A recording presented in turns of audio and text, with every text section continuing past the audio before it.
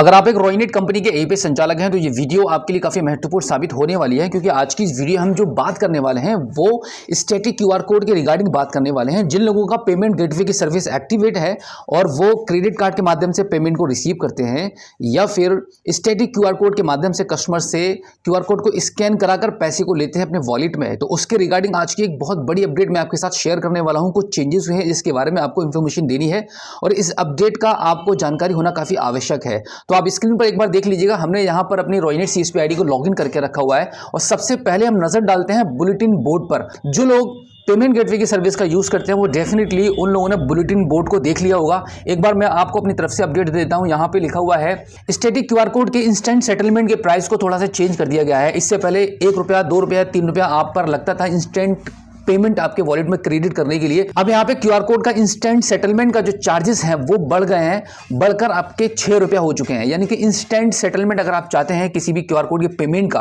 तो यहाँ पर आपका 6 रुपया माइनस होकर आपके वॉलेट में क्रेडिट होगा। और अगर T+1 आपने सेलेक्ट कर रखा है इस सेटलमेंट के लिए, तो यहाँ पे मात्र 5 रुपया आपका डिडक्ट होगा। और जो आप पेमेंट गेटवे की सर्विस पर आप जाएंगे तो यहाँ पे आपको espresso limit via PG QR code में आपको सर्विसेज मिलती हैं। कैश फ्री और रजोर पे, ये 2 सर्विसेज पर आपको इतने चार्जेस लग रहे हैं। और इसी के साथ मैं आपको बता दूं कि देखिए, अगर आप क्यूआर कोड के माध्यम से पेमेंट को रिसीव कर रहे हैं तो यहाँ पे आपको एक थोड़ी सी ये भी ध्यान रखना होगा कि आपको सिर्फ जेन्युइन कस्टमर से ही यूपीआई के माध्यम से अपने स्टैटिक क्यूआर कोड पर पेमेंट लेनी है।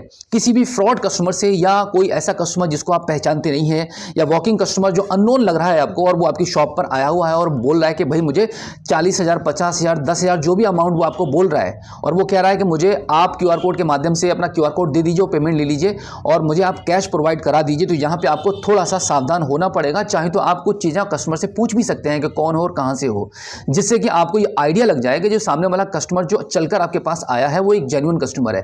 क्योंकि आजकल हो क्या रहा है कि पेमेंट गेटवे के माध्यम से फ्रॉड भी बहुत ज़्यादा हो रहा है। तो इस प्रकार के किसी भी समस्या और फ्रॉड से बचने के लिए सावधानी से काम कीजिएगा।